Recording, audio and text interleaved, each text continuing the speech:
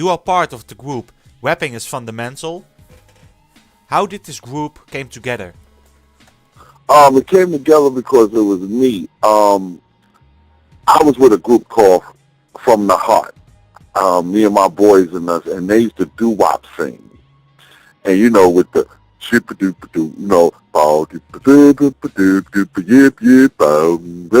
we used to sing doo-wop music, Yeah. acapella. And a lot of people don't know, doo-wop is from the ghetto, it's from the streets too. It was that burning fire can sound, like the brothers used to be burning a fire can, drinking a little bit of liquor and singing in harmony like the Temptations. I always wanted to take that sound, it was called doo-wop, and mix it with hip-hop. So what I did is came up with a sound called doo-hop. That's mixing doo-wop singing with hip-hop, and I started calling it doo-hop. That was singing and rapping mixed together. A lot of people was not doing it until we started doing it. So we started rapping and singing. So what I did is I came up with an idea to do doo-wop. So what I did is got Easy Mo B.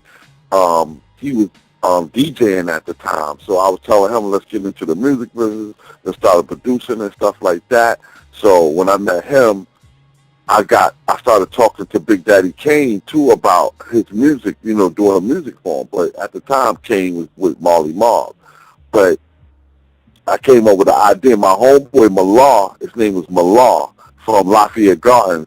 He had an idea. He's like, yo, y'all should name yourself Riff. You know how you got reading is fundamental? It's Riff. He said, y'all should call yourself Rapping Is Fundamental. He came to me and said that. I said, I love that name, Riff. He was like, yeah, RIF, reading is fundamental, but rapping is fundamental. So he the one who gave me the name, and I went to Easy Mo B, and I went to JR and started telling them about the idea I had, and I made them a part. They wasn't even rapping or singing at the time. You know, me, I was the one who was out there in the streets, pop locking, dancing, battling, graffiti, and running on train tracks, doing graffiti, you know, carrying laminate boards around, break dancing anywhere we can go. So I was popular in the streets, so everybody knew that I was going to be in the music in somehow, some way. So I went and got Easy Mo B and JR. And that's how right. the group got started, because I had an idea to mixing doo-wop and hip-hop together. And I call it doo-hop. And can we expect a new album from Rapping Is Fundamental? Well, we just started working on the album because I'm doing a solo album too. So that's all a part of Rapping Is Fundamental too, because I'm doing a solo album, and still working on a solo album. We're doing an album called The Vault. So we're gonna be we working on that. So it's no time limit. But for me, I just finished shooting the video probably like a couple of days ago for my one of the singles that's going to be on my album, featuring an artist by the name of Big Bub. He's singing with a group called Today.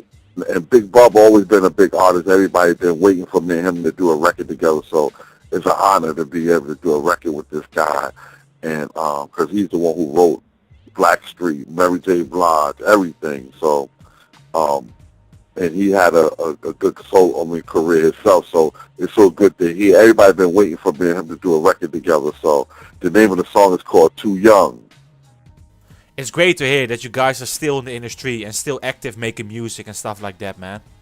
Oh, man, yeah, man. And it's so great to see us still healthy, and also through the grace of God, and then to be coming with a Rapping Is Fundamental album. People have been waiting for us to release another album, but a lot of people didn't know. We went behind the scenes and started doing production.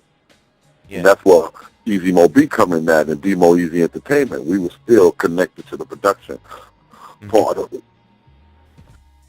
I always felt that you and Easy Mo B deserve a lot more credits, and that you guys are kind of underrated, in my opinion. What are your thoughts about this? Right. A lot of people say that. I think that as long as we got our money, and we got our credit, we pretty good with that. The fame part, we never really looked at the game in the fame part. We more looked at that as to be able to take care of our family. As long as we Right. got our props with our money, and we got some certain things we got, it didn't go right for us, but we had enough money to do things. Like me, I own over 10 stores in South Carolina, Wow. and opening up more businesses. And it's because those royalties that I'm still living off in the 90s and all that, I'm still receiving good royalties to today. So it was about the money. It was about us accomplishing things to be able to help our family out. And then we loved the music. We loved it. If we didn't make a dime, we would have been okay. So that Yeah. we loved the craft of it. We loved the creative part. So as far as the props part, the people know who need to know. Oh yeah, definitely. You know what I mean? The people know who need to know, and the people who don't know, investigate. A lot of times now it's a little different because when we was coming up, we didn't have access to what the kids have access to today, like computers and stuff like that. Now people got access, so now people can really get into it now and be like, oh my God, like I didn't know Easy Mo B did all this. A lot of people don't know. We got over 25 platinum albums. We have Right. over 25 platinum albums. As far as being underrated, it's okay as long as we got our money when we put out into this, and I'm not saying we got everything, but we got enough to be able to take care of our families and get us some houses and live happily ever after. I know I'd never had to work for nobody in my life. Earlier in our interview, you mentioned Big Stretch from the Laugh Squad. How was your relationship with Big Stretch? That was my man. Just imagine Mo B produced a song with, 4 or 5 people on the same record as Dad. Dad running from the police, like 4 people on that record is Dad. I was really close to Stretch. Wow. Real close. Stretch was a real good dude, man. I was with Stretch not too long before he got killed. Did you ever talk with Stretch about his problems with 2Pac after 2Pac was shot in '94? Not really. Okay. Because I knew what was going on. I knew the whole thing, I was there. I knew what was truly going on. So and they had to tell me. I knew what was going on. I was there.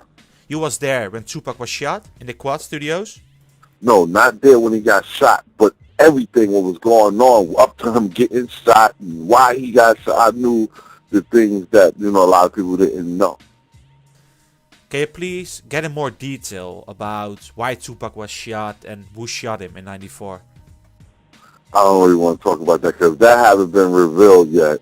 Because it's still, people really still don't truly know the true facts of that. There's a lot of stuff, and like we know the real true facts of that. You know what I mean?